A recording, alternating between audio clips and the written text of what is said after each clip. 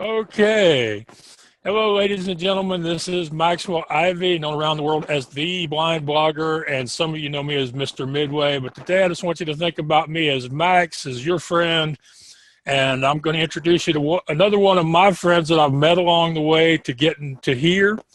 And so hope you'll enjoy this, and at the end I hope you will think, if he can do that, then what is my excuse? You can find us over at theblindblogger.net. And today I want to welcome another friend of mine. And I want to remind people out there, one of the best things about having your own show is you have a good excuse to call people up or send them emails and say, hey, let's spend an hour and talking about this stuff. So that's what I do some weeks. And today I got the great pleasure of having my friend and a fellow who runs a great podcast. I was on his show. Neither one of us remembers how long ago it was, but it was a fun day. His name is Joe, but he's referred to as Super Joe Pardo. He has a podcast called The Dreamers Podcast, and he likes to talk to people about their dreams and some of the things that they have learned and had to do to accomplish those dreams. And he comes from a family of business owners. He's a fourth generation, or he would have been. But in 2014, he decided to go out on his own and start his own business, helping other people, but with the with the Dreamers Podcast. Later, he's written a couple of books. He's put on events. He's currently working on a great thing that we're going to do in May called DreamCon, where he's going to bring together a bunch of dreamers and some past guests on the show, and see if we can't just get everybody motivated and energized and educated to go out there and make even bigger dreams come true this year. His name is, like I say, Joe Pardo. Welcome to the show, Joe. How are you doing today? I am absolutely wonderful. Thank you so much for having me on, Maxwell. It's great to see that you have a podcast and that that you're expanding past the blogging tag that you've given yourself.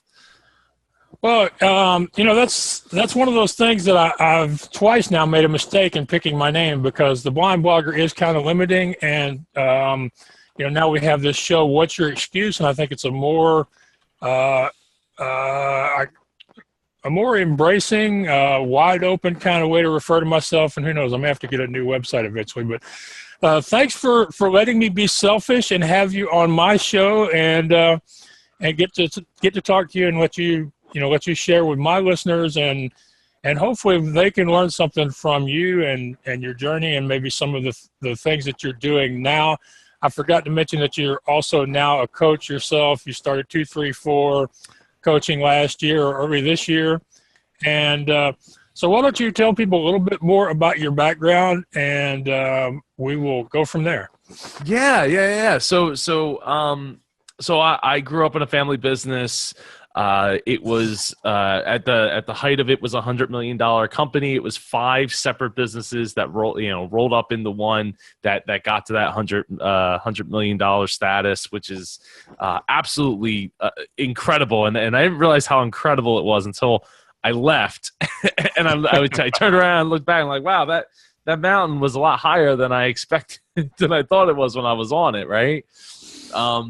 So I left about 3 years ago and started the Dreamers Podcast about a month after. When I left, I didn't know really what I was going to do. I had started going back to school because I don't have a degree, and I was like, well, I don't know. I know what I would like to do. I love DJing, and I was at the time working on my first DJ album, Adventuratorium, and it was just coming out, and it was time for me to go and do something else. And I wasn't sure what that was going to be. I didn't wake up and like, oh man, I'm going to have all these awesome ideas. And it wasn't until after the Dreamers Podcast was brought into fruition, which was about 2 to 3 weeks after I had finally left the company.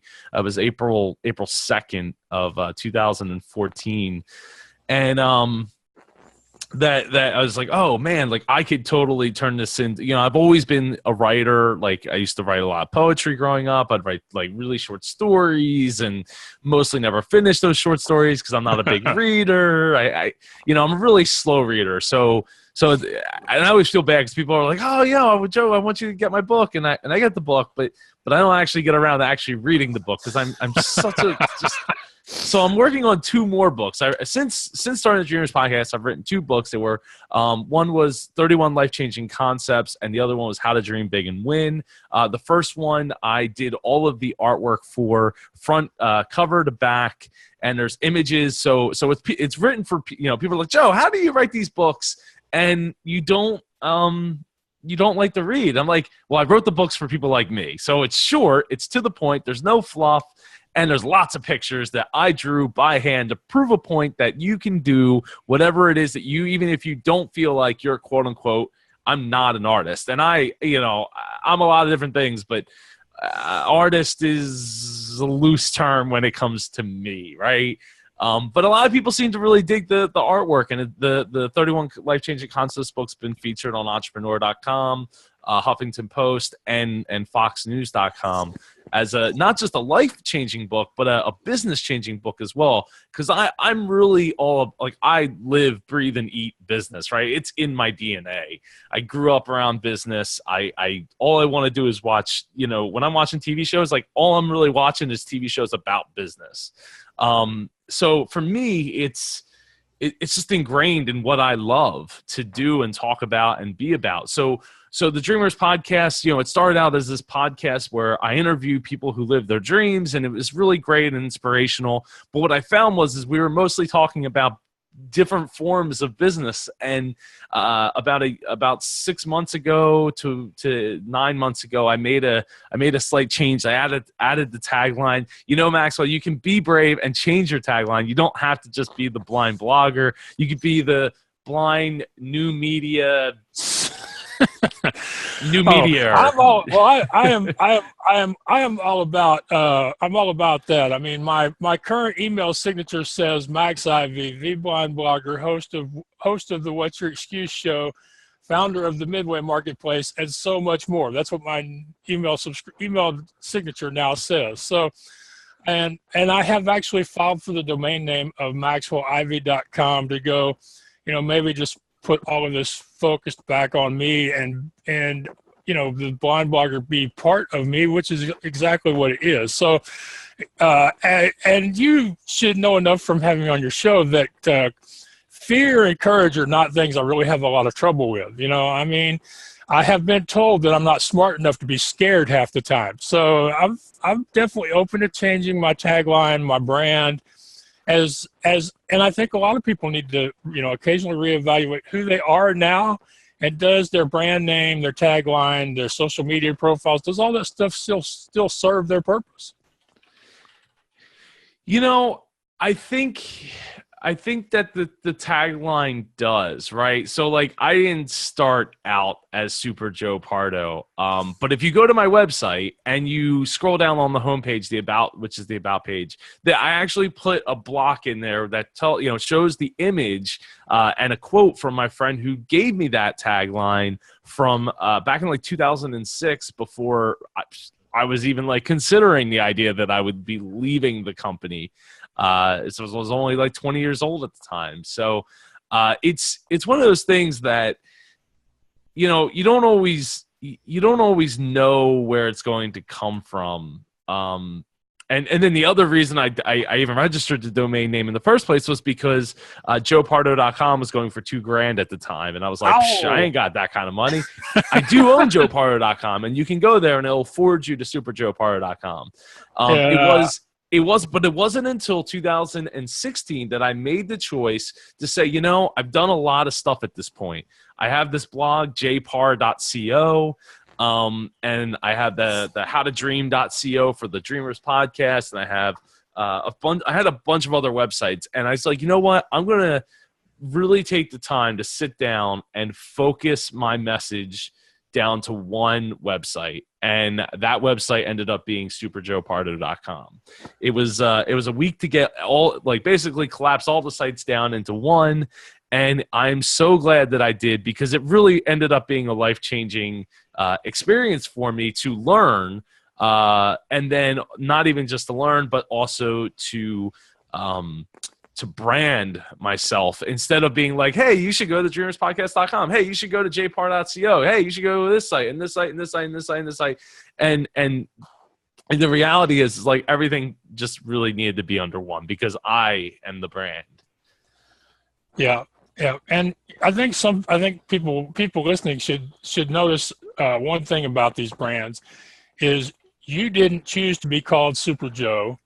No. I didn't pick Mr. Midway or the Blind Blogger. The Blind Blogger was actually given to me by the members of the Bloggers Helping Bloggers group on LinkedIn.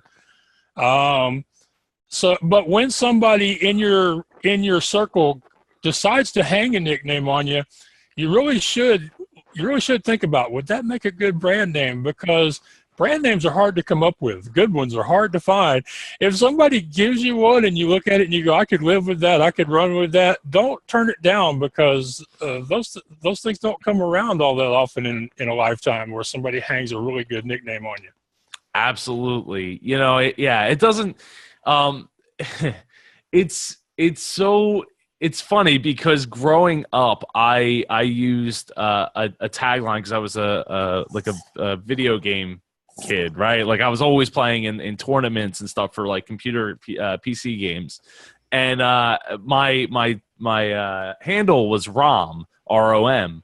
And so like when I became a DJ, it just says, oh, hey, it's DJ Rom. And I'm like, oh yeah, that makes sense. And it's taken, it took quite a few years to like put that to rest and be like, okay, more people know me for being Joe Pardo. When I introduce myself, it's Joe Pardo, then this DJ name, and then this handle. I mean, there's still some people that call me Rom, right? Like when I go to LAN parties, like I just went to a LAN party a couple weeks ago, and a couple of people still know me as that. But it's important to, I guess, to constantly question and reevaluate what you're doing and why you're doing it, and in this case, it's what you're calling yourself, what you're known for, and all of that, and why you're doing that thing.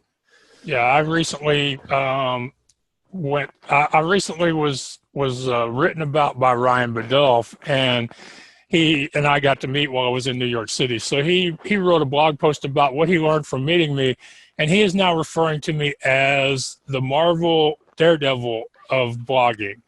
And I can't really think of a good way to use that one, but I tried. Trust me, I tried hard to figure out a way to use that. But back to your story now. A lot of people are probably thinking, hey, he grew up in a family of business people. He was part of a huge business before he decided to start his own thing. And they're probably thinking, well, that sounds too easy. Why is he on your show, Max? Because usually you bring on guys who had it tough and who had to have a lot of courage. But what I know from people that I've met over the course of my journey is that it takes just as much courage to leave an established, successful business and go out on your own as it does to recover from being financially ruined. So, what was going through your mind? How hard was it to actually say it's time for me to do something that's just Super Joe? So for anybody that thinks that, oh, it must have been pretty easy, because I one of the things, the monikers I really hate is, oh, it must be nice. Like, yeah, it must be, right? Like, but here's the truth. The truth is, it took me 4 years to figure that out. It took me 4 years to get to the point where I, was able to say to myself, like, yeah, I don't know what I'm going to do, but I trust myself to make it happen, right? Like, when we have what we want in life, when it comes to like material things, right? It's so hard to let go of those things. So for me, like, I'm, and this is just for me. So if it's for you, you have to figure out what it is that makes you tick. But for me, like, I'm not motivated by money. I'm not motivated by things. I'm not motivated by any of that stuff. What I'm motivated by is performance and getting more done and helping people along the way and doing what's like the right thing for the most amount of people. Like, that's really what motivates me. And I'm a pretty positive dude, but it doesn't always come out that way, because when we're passionate about things, that's when the passion can flare up, and it gives that illusion that you're not a happy person, and you're not. And I'm saying also the smile, because the truth is, like, this is what's real about it, right? when you are growing up and it's kind of expected that you're supposed to do something and be in that family business, and it's like, oh, it's like kind of like you're destined to do that, and you allow yourself to fall into that, right? So like, I didn't have to stay in my family's business. When I was about 6 years old, there's a story I tell where I was on my grandparents' floor and I was crying because I wanted to be a child psychologist to help other kids going through divorce. That was at 6 years old, right? Between 6 and 7 years old. And my grandfather, who started the biggest of the businesses, let me know that, and my grandmother let me know that I didn't have to stay in, I didn't have to be in the family business. But the reason I thought so was because I was the only boy. I'm the only kid. I'm the only boy. I'm the one that's supposed to go do that. But it changed my perception of what I guess I could do. Now, later on, I decided, I don't really like school that much. So 10 years at school to go be a child psychologist probably isn't for me. And what's funny about dreams that we have as kids, they generally, for the people that actually make it happen, like they figure out what it is that they want to do and they go for it. We usually have roots in what we're doing to our past. So in my case, like, I wanted to be a child psychologist to help other kids. Well, I didn't go do that. I was like a C student. So for me, it didn't happen, but that's okay, because I really didn't want to be in school anyway. But then, after I left my family's business, I started doing talks at schools, encouraging other kids, encouraging these kids to go and figure out what their dream is. And maybe their dream includes going to college. Maybe it doesn't, but nothing's going to happen if they don't take that action. And now I work at a nonprofit 4 days a week, where I work in the most dangerous city in America, Camden, New Jersey. It's regularly like in the top 3, and I work in the most dangerous section of that city, North Camden. And I work at a nonprofit that helps the youth of Camden get on a education path and a career path. So we get them trained on how to use computers and coding and HTML and JavaScript and Photoshop, and then they can take a paid internship. They can stay at the crib, which is right next door. Up to 10 youth at a time can stay there, and I'm the web director there. So one of the internships that they can take while they're going to school, while they're at the crib, they can come work for me and get paid to do things that they love and get themselves connected. We have literally billionaires that come into the city just to hang out with our youth, and well, not hang out, but to do like financial coaching and financial counseling with these youth, to teach them like, hey, just because you have $1 today doesn't mean that you can go spend it today.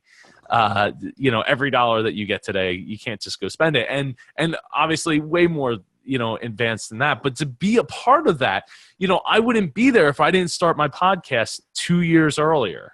I wouldn't be there if I didn't continue to design websites to, even though that's, while I've been doing websites since 96, it's not really what I want to be doing, but it's what I had to do to be able to make the money to make it happen. So, for me, when I say like, I'm not motivated by money and stuff like that, what I'm saying is I was motivated to keep what I had, right? What I have isn't super extravagant. It's really nice depending on, different people's situations, but I live in the house I grew up in, right? I bought it from my dad in 08 or 09, in 09. And I don't want to lose, I just refuse to lose it. I have no aspirations to go anywhere and bigger or anything like that unless we get to a point where we need a bigger house, right? If we had 10 kids, this house isn't going to cut it.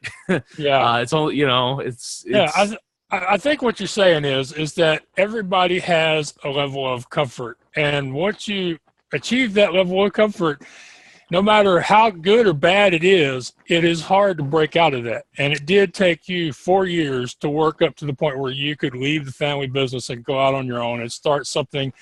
And it seems like you've started something really special here. And, I want to transition into talking about the DreamCon event, because it seems like it's a good tie into what you were just talking about with helping these young people in North Camden, New Jersey. And by the way, I do know just how bad North Camden was, because at one time I thought about going to college there, and it took about 35 seconds for my family across the country to go, no way in heck. So, Rutgers is a great school. Don't get me wrong. I know, but it is right on the edge of North Camden, and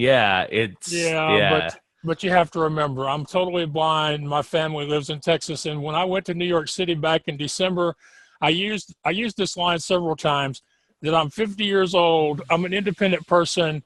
People want to help me, and I'll still be shocked if I get out of this city without somebody pinning a note to my shirt. We never grow up in the eyes of our family. That's something you'll learn eventually. But yeah, and just before I forget, guys, this is the What's Your Excuse show. You can find it on theblindblogger.net. You can find Joe at superjoepardo.com. And we are going to be doing this event called DreamCon in New Jersey on May 20th, and there's a meet and greet on May 19th. And I've already been figuring out my Amtrak route, how I get there, because the train has become kind of part of my thing now. And plus, I enjoyed it the first time, and I find it much easier to travel as a blind person on train than I do via planes or buses. So that's, but I've already figured out where to go and what it'll cost me, and I'm looking forward to it. So tell people about DreamCon, who it's going to benefit, how it's going to benefit, because I think the Minute to Win It thing that you incorporated is really cool. A lot of people are going to get that. Yeah, so for the first 2 years of Dreamers Podcast, I always, I wasn't doing a lot of live streaming or anything like that, but I wanted to do some live streaming, and the first year we threw a house party. We did a live stream. We had like 35 people or something here. We got a cake, and it was really awesome. It was like 1 year of awesomeness, and we had, like I said, so many people show up. And to give back, we raised money for Give Kids the World, which, if you don't know, they basically are the go-to place for the Make-A-Wish Foundation down in Florida. So they give kids that are dealing with life-threatening illnesses an opportunity to just be kids. They fly them and their families down. They get to stay in a big house and on a giant property. They get tickets to like SeaWorld and Disney World and the Universal, and they get ice cream for breakfast, and they have parties every night, and it's a really cool, and it's a complete experience for the kids and the families to just really forget about all of the doctor visits and all that's on their mind.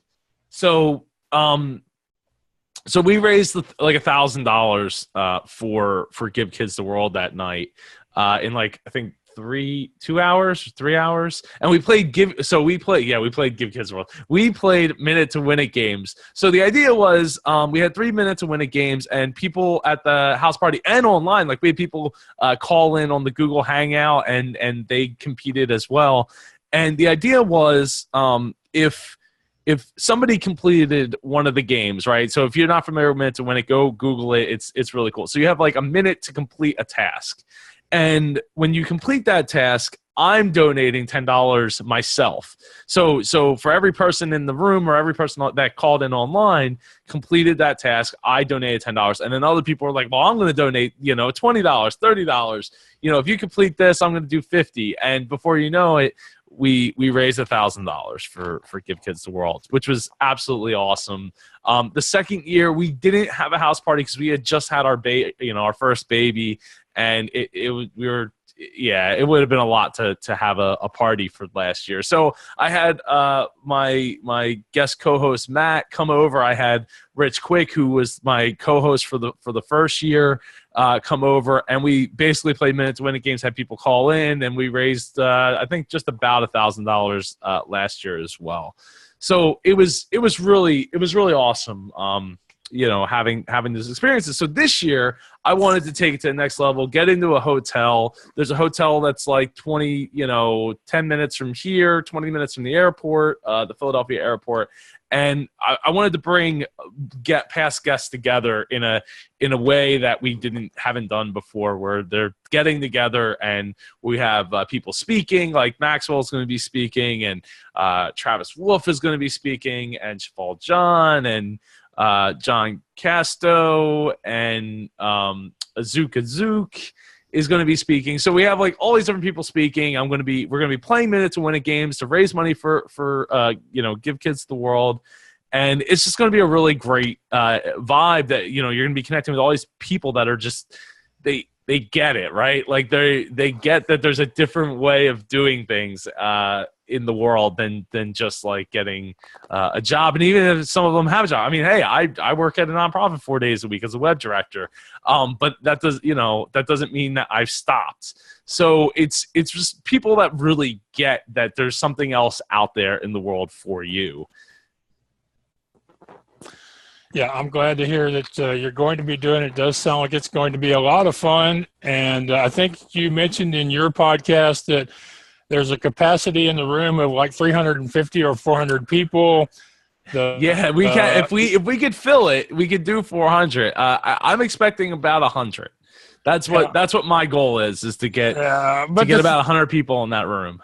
Right. One of the things I'm impressed with about the way you're doing this event is this event, for people who are watching this event is not $100. It's not $500. It's not $1,000. It's $49.95 for an entire day of being around people who are dreamers and who I just can't help believe you're going to go out of there feeling like you can do more or do it better from then on after being around all of us people.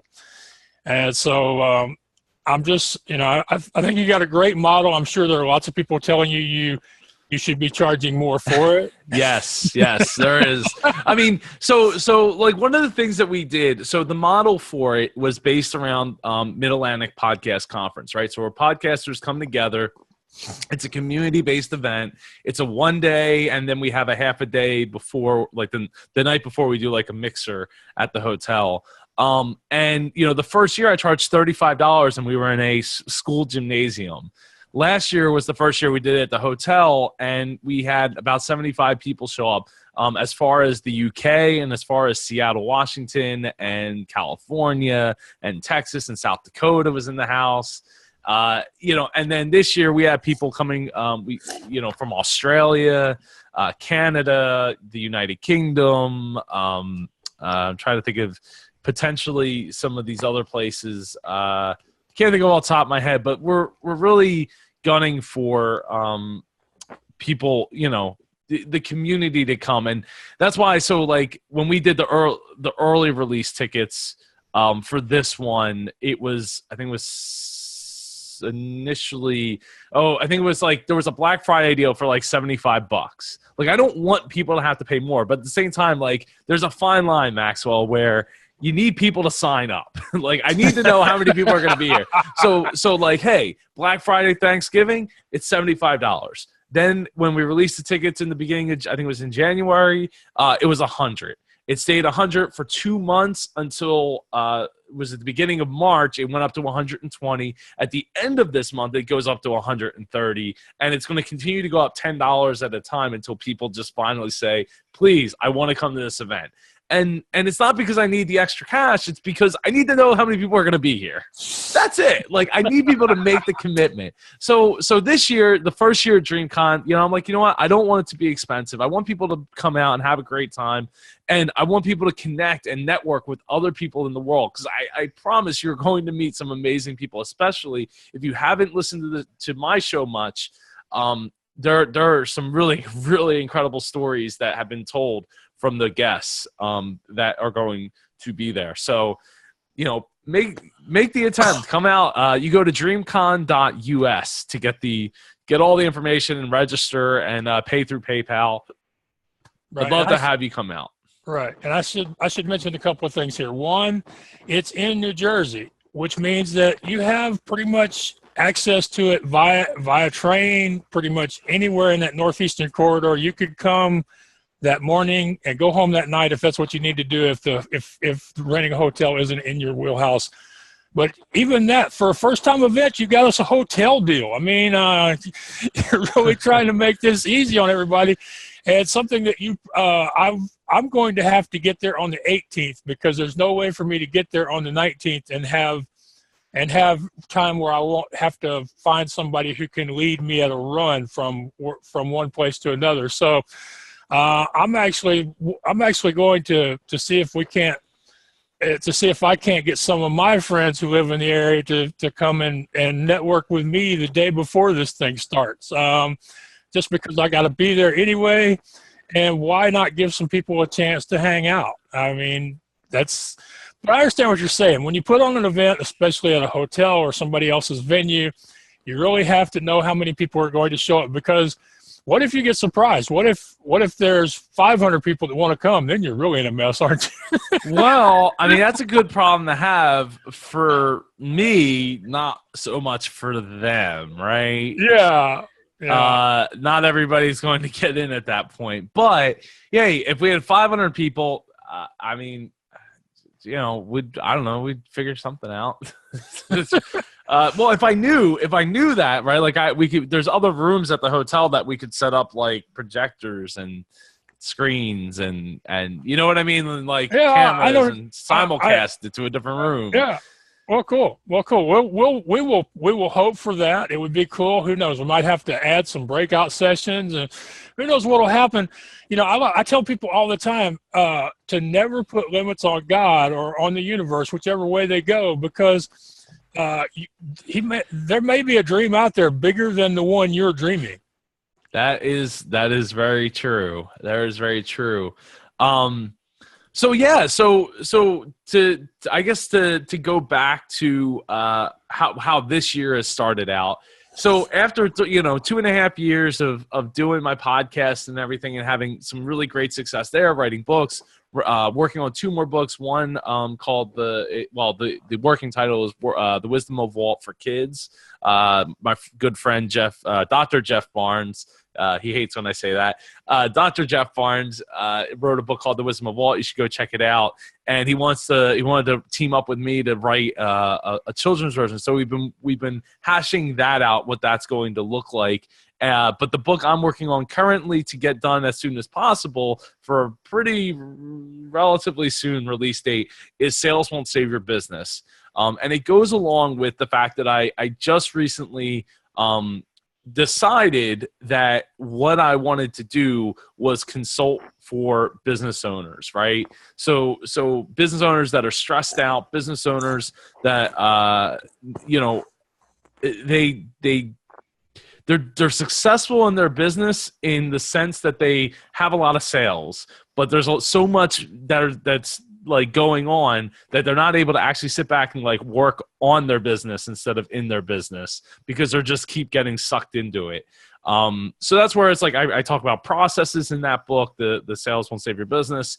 And so I started up my own company called 234 Solutions, where it's right now it's me, but what I'm bringing to the table is I have a very long network of experts to go, that stand behind me, that work with me and my clients, and that's what we've been working on for the first month. It just launched on February 14th. So, I mean, I've been consulting before that since I left my family's business, but I didn't know that that's what I wanted to do to the level of like, okay, I'm going to actually like go get my LLC and like, it's going to be like official and not just be like a solopreneur or sole proprietor business. Well, there you go. You started out doing one thing and now you're doing 2 or 3 or 4 other things. And I sometimes think that one of the biggest disservices that some of the top gurus perform in their lives is telling people they need to focus on one thing and narrow it down to just that one thing. And I sometimes think, if I had to do just one thing, I'd probably go crazy or get really bored and just quit. But I think it is funny. Most of the people I seem to talk to that are successful, they have more than one aspect to who they are, and they have more than one thing that they do in their business. Yeah. So for me, having the Dreamers podcast gave me an opportunity to help figure out what it is I wanted to do. I, pretty quickly understood that like I wasn't going to get a sack of money from the internet just because I had a podcast. And I'm like, well, you mean you can't? No, well, no, not necessarily. So, and not easily. So, so I quickly realized, like, great, I'm gonna, utilize this platform to give talks and to write books around it and to help people, get where they want to go. And it, it took some like zigs and zags along the way, but now I know that I really want to help business owners because it's where it's where I came from. It's what I experienced firsthand, the level of stress that can come with having a business that's successful, but isn't so it's only successful in like, we have a lot of revenue, we don't have the processes in place. And I've been processes. I'm trying to stop myself and say the processes, because that's how it sounds annoying, but that is actually how it probably should be pronounced. The processes in place to make that happen. And that's where I really shined in my family's business. Right. We all know that we all know those people that their business is doing very well, but if for some reason they didn't show up tomorrow at work, nothing would happen because none of what they do is automated or has been farmed out to people who may be able to do it better, or at least do it so that they don't have to do it. I hear lately, and especially for people who are starting their first business, we have a real hard time allowing other people to just do stuff for us without being there and watching them do it even. So I think you got a good thing there. There are a lot of people who feel that they are financially successful, but they're not enjoying being in business for themselves. Yeah, and because we all start out with something, it's like, oh, I love X, and we're going to build, I'm going to, do this thing, and I made some money, so I started up a business, and and I'm making all this money, but like I'm never taking the time to set up the processes to enable other people to come in and like make it work without just me, or even not just with me, but like, you might have hired a few people or even a lot of people, but it doesn't mean that you took the time to really master how to effectively use those people in their positions, right? And a lot of times what I find is that you get, especially in the sales department, right? Like, hey, I hired this awesome guy named Maxwell, and he does an amazing job at sales, and he's so killer. But then over 2 or 3 years, like, things become kind of, toxic, and we're not like we were, and you're still producing your numbers, but like there's a lot of friction generating. And then it's like, well, okay, if I get rid of Maxwell, I have like zero process in place to, I don't know, find somebody else I can plug in Maxwell's place, right? Or if Maxwell leaves, he just decides, hey, you know what? Maybe the friction is on his end, and he's like, I don't want to do this anymore. Great, so you leave, and now I bring in somebody else, and they have like a totally different process to work through. But meanwhile, the customer's on that end, and they're like, well, I really liked it when Maxwell was here because he always took care of me in a great way. Now this other guy isn't doing it. It's because it's not predictable. And that's what, what I really preach is creating predictable processes for companies. Creating those, the same result over and over and over again, no matter who is in that position. Obviously it has to be somebody that's good enough, or can at least be trained. But that's the whole thing. So yeah, that's where the 234 consulting, or I'm sorry, not consult, 234 solutions comes in, and we help consult with these businesses and these business owners to get not only their stress level down, but increase, basically impact their bottom line to make it way more profitable for them. Because if we can save 10 seconds on a process, then all of a sudden that multiplies a lot if you're doing that a lot throughout a day. Right. Okay. I want to go back. We're getting close to the end of our time here. I just want to go back to one thing we talked about earlier, because I think it's a good example for for our listeners and viewers is you were talking about when you wrote your first book that your artwork in there is not the greatest, but it was good enough for you, and it served the purpose of including the graphics or the images and getting the book out there so that it could help people. And to me, I think that perfectionism is one of the biggest killers that we have in the world of dreamers.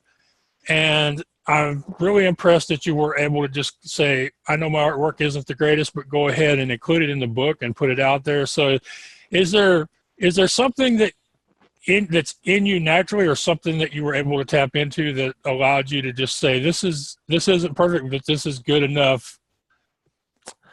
Well, for me, it's so important that I get this out there. It's important that I don't write a book that I wouldn't want to read, right? Like, it's because I make no, I pull no punches when I say I really don't care to read because I'm a slow reader, and I probably should get better. And maybe when I get a little bit older and have more time on my hands, I will do that. But in the meantime, like, I didn't want people to be like, oh, well, you don't read books, but you wrote a book. And I have no answer for that, right? Like, oh, like, all books suck, but my book, right? No, that's not what I'm saying. What I'm saying is most books are too long. My book is a lot shorter, and it includes pictures.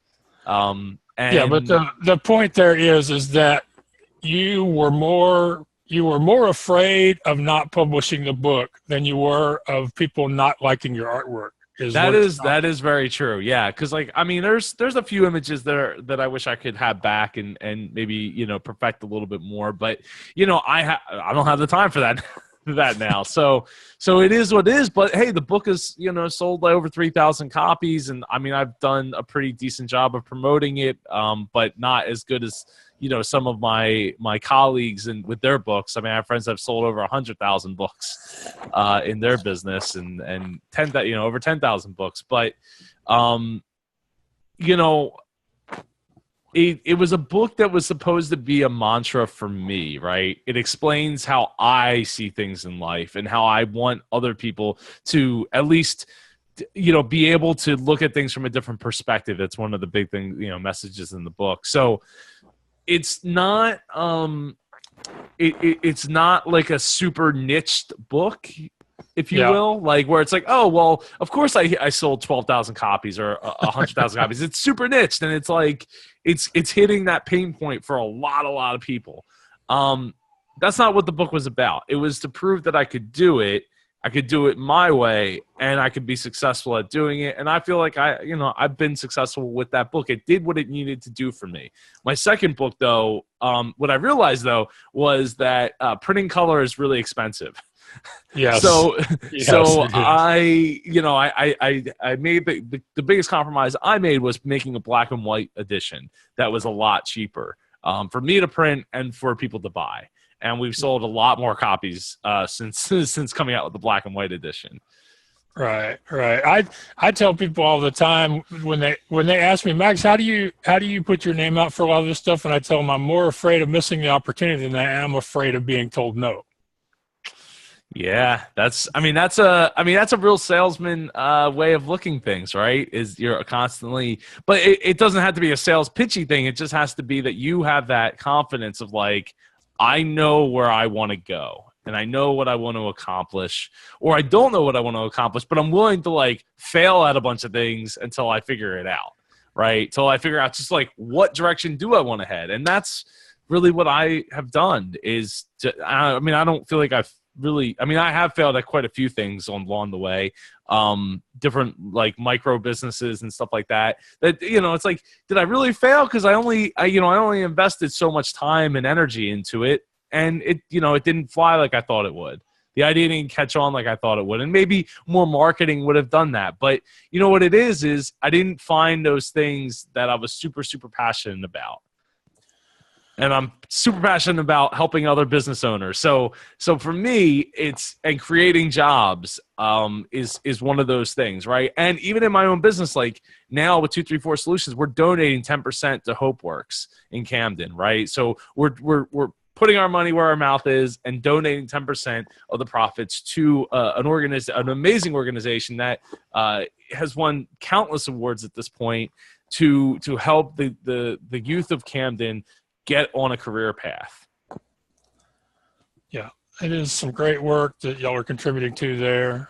And I just feel like a lot of people that listen to podcasts and watch YouTube videos, they see people like you and me, and they think they've just got more courage. They're braver than I am, or they have people around them that are more supportive. And I just wanted to, to try to get at what it is that allowed you to go ahead and put your work out there.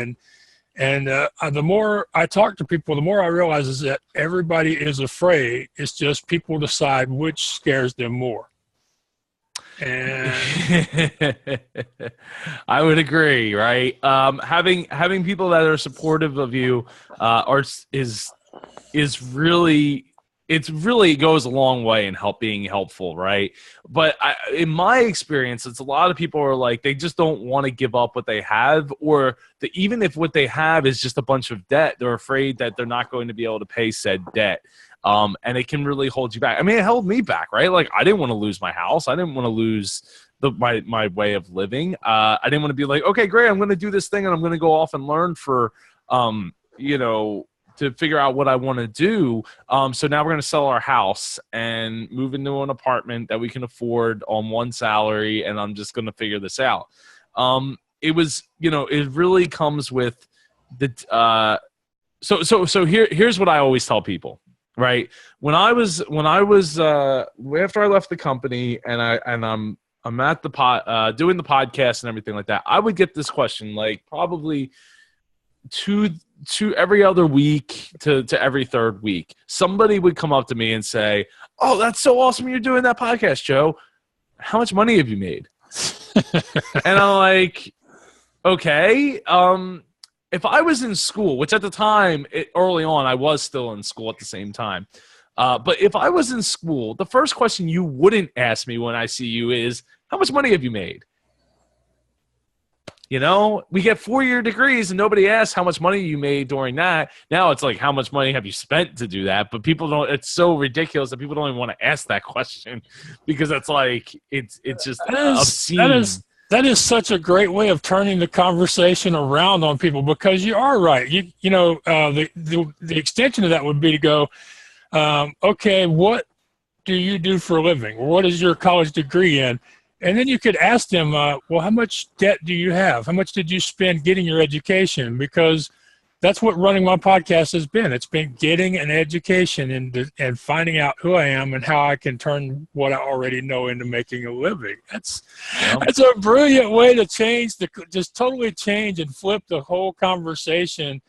And I'm going to have to share that with some of my other blogging and podcasting friends, because that is just a totally unique way to answer a question that stumps thousands, maybe millions of people out there. Get that question every week from their friends and family or online. Heck, a few weeks ago, somebody asked me, Max, how much money are you making from your books? And so, it's a great way to just totally change the focus. And you're right. There are people without even advanced degrees, just 4-year bachelor's degrees, who owe $100,000 or more. And they'll be lucky if they can get that money out of it. You know what I mean? To pay that down and live a life that isn't, one of the things I always thought, and this might sound, I don't know how this might sound, but I'm going to say it anyway. When I'm driving around and I see like all the Honda Civics and like the everyday car, right? The daily driver cars that have like I went to this university, or I went to that university, or like the bigger named universities, the ones that are competing in the NCAA tournament right now, kind of schools, right? And I'm like, I don't see a lot of like BMWs and Mercedes with those types of bumper stickers that are so proud to put that badge on the back of their car. I'm just saying, I'm really proud of the work that I've been able to accomplish And I think that if you find something that you're willing to do, that you're willing to do it regardless of how much money you're going to make or even make in the short term, don't, be cautious. Don't sink yourself doing it. Figure out a way to do it, but really be very intentional with what you're doing and see, other people aren't going to see your vision, right? They don't have the vision that you have for you and what you believe in. So while I was talking about these books and I'm talking about the podcast, I'm talking about let's do conferences and let's do speaking events and let's help businesses and let's help people and all that. Not everybody gets that. They need to see it in a business plan, right? And I'm like, nah, I don't really have a business plan. I'm doing it and I'm seeing what's coming down the pike and I'm making network connections and I'm doing it, my way, the way that I need to do it. Yeah. Well, look, I've really enjoyed having you on here with me today. I would love it if we could just keep hanging out. But I know you've got places you got to be. So I got a zoo to go to with my daughter and my well, wife. I mean, if I keep you from the zoo, I will hear about it. I'll be in trouble. I know. When you come out in a month and a half. Yeah, I'll pay for it later. I'll have to take somebody to the zoo or the aquarium or somewhere else. And, but hey, guys, I've been talking with Joe, Super Joe Pardo. You can find him at superjoepardo.com. Be sure and check out the DreamCon event, which is a day, all day thing that you're going to be inspired, motivated, pumped up. You're going to be around some great people. And if you come there with an open mind, you're going to meet and make a lot of new friends. And who knows where these people will take you in the next year. I'm really looking forward to being part of it. So thank you for coming on with me today, Joe. And I hope you have a great day at the zoo. Thank you very much. I hope you do too. And thanks for having me on the show. And I hope anybody that's interested in getting their stress level down goes to superjoepardo.com and clicks on that consulting button and checks it all out and how I can help your business and you make not only a difference for yourself and your relationships, but your employees as well, and ultimately help change the world. So thank you so much, Maxwell. It's been a pleasure. Oh, thank you.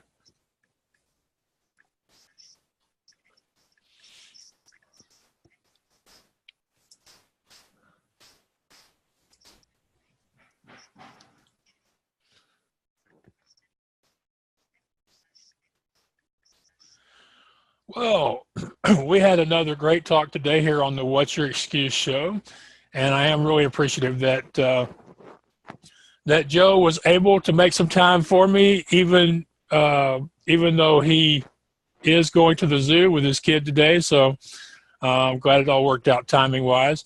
And at this point, I usually tell you what I learned today or what I hope you learned today, and I think it reminds me that everybody has a comfort zone. Everybody has something they're used to. For some people, it's great. It's a nice house. It's a new car. It's lots of toys in your game room. Some people, it's not so great. It's a bad neighborhood. It's a dysfunctional family. It's a disability. But no matter how good or bad things are, everybody has a comfort zone. And leaving that comfort zone is difficult. It's hard. It takes courage. It takes repetitive work. You heard Joe say it took 4 years for him to go from first thinking that he wanted to go out on his own and do something that's just his to actually doing it. And that's something I'm proud of him for doing. It shows courage. And I hope that y'all all paid attention to the fact that here's a guy who came from a family, a very successful business family. He had a desire to go out and do something on his own, but it still took him a while. It took courage. And there was probably a lot of times in those early days where he was like, what the heck am I thinking, or what was I doing? So I appreciate him sharing that. And another thing I got out of it is that the podcast allowed him to learn and become who he would end up being. He's gone from the podcasting, just wanting to help people with his show, to being a consultant, to putting on these events, to writing books. And that all started with doing the podcast. And I often tell people that one of the great things about having my own show is it has led to opportunities. And I'm hopeful that it will continue to lead to opportunities. Best of all, it gives me a chance to meet people, to make a connection with people and to help others by bringing people like Joe on the show each week. So, and I'm really glad I was able to get him to talk about how with his book and including the drawings of his work, that it was a decision between the fear of not publishing his book and not helping people with his message versus the fear of people not liking his drawings, or the fear that he sucked at drawing and shouldn't even be putting his drawings in a book. So I hope people don't get the idea that I'm not afraid or that I'm completely done, that I'm no longer a work in progress, because I am. There are some things that scare me, but I do them anyway because, like I told Joe, I'm more afraid of missing out on an opportunity than I am afraid of being told no, being afraid of looking silly, being afraid of making mistakes, being afraid of failure. None of those scare me as much as missing out on an amazing opportunity. So I hope you got a lot of good stuff from Joe today. And I hope you will remind yourself that no matter how good or bad your life is, no matter where you come from, if somebody like Joe can do it, can turn his back on a successful family business, if he can do that, then what is your excuse? I want to thank you for tuning in again, for watching these videos, listening to the podcast, or reading my blog posts. I know we all have very busy lives, and there's not a lot of time available for you to do things like this. And I really, honestly, truly appreciate your spending a few minutes with me. I thank you sincerely for that. And I look forward to talking to you directly. My website is theblindblogger.net. You can find me on Twitter at Maxwell Ivey. On YouTube, it's youtube.com/Maxwell Ivey. And go to the website. If you have a question, send me a message through the contact form. You don't have to have a set reason to get a hold of me. I love meeting new people, making new friends, because you just never know where these things are going to take you in your life. Having a new good friend is a really great gift to get. And luckily, I've met a lot of great people and continue to meet many people and done most of it online. So until next time, thank you. God bless you. And take care of yourselves out there. This is Max, the Blind Blogger at theblindblogger.net.